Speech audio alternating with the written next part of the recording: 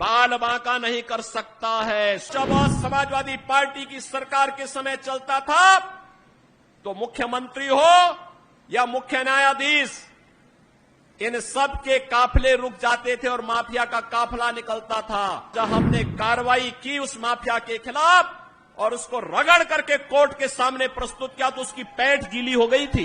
निर्दोष लोगों को मारोगे तो मिट्टी भी नहीं मिल पाएगी। जिनकी गर्मी हम शांत कर चुके हैं उनको गर्म मत होने दीजिए। अभी जम्मू कश्मीर से आ रहा हूं और केवल यहां की सभा के लिए आया हूं, अन्यथा मेरे और भी कार्यक्रम थे। मैंने कहा नहीं, मैं जाऊंगा सरधना में, मैं इस बार जरूर जाऊंगा, 24 में मैं जरूर जाऊंगा।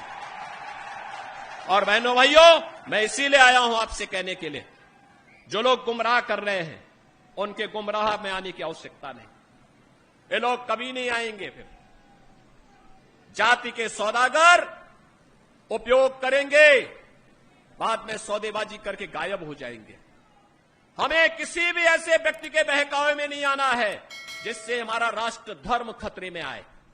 याद रखना, इस देश के राष्ट्र धर्म को हमेशा खतरा जब भी आया है, इन्हीं लोगों के कारण आया है जिन्होंने जातीयता के आधार पर समाज के सामाजिक ताने बाने को छिन्न भिन्न किया है, हमेशा छिन्न भिन्न किया है। और बहनों और भाइयों, मैं आपको इस बात के लिए आश्वस्त करता हूं कि कोई माय के लाल बाल बांका नहीं कर सकता है। सुरक्षा की इतनी पुख्ता व्यवस्था हमने की है यूपी के अंदर। आज आप देखते होंगे बड़े बड़े दुर्दांत माफिया और अपराधी किस कदर उनकी दुर्गति हो रही है। आप देख रहे होंगे, जिनके नाम से ही लोग कर्फ्यू जैसा माहौल होता था, आज उनकी दुर्गति क्या है हर व्यक्ति देख रहा है। इन माफिया और अपराधियों की स्थिति क्या है आप रोज सोशल मीडिया के प्लेटफॉर्म को उठा करके देखते होंगे। एक दुर्दांत माफिया ऐसा भी था। बहनों और भाइयों, जब समाजवादी पार्टी की सरकार के समय चलता था तो मुख्यमंत्री हो या मुख्य न्यायाधीश, इन सब के काफिले रुक जाते थे और माफिया का काफिला निकलता था। और जब हमने कार्रवाई की उस माफिया के खिलाफ और उसको रगड़ करके कोर्ट के सामने प्रस्तुत किया तो उसकी पैंट गीली हो गई थी, उसकी पैंट गीली हो गई थी। और तब हमने कहा था, उस समय उसको हमने कहा था, कानून को रौंदने वाले, आज कानून कितना बड़ा होता है यह एहसास हो रहा है कि नहीं हो रहा है। और निर्दोष लोगों को मारोगे तो मिट्टी भी नहीं मिल पाएगी।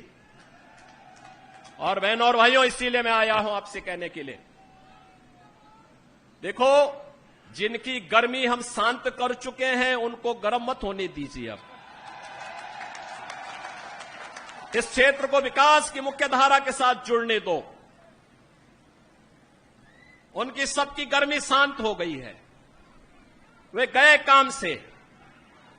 और इसीलिए मैं आप सबसे अपील करने के लिए आया हूं कि पूरे देश की एक आवाज है, पूरा देश एक ही स्वर में बोल रहा है।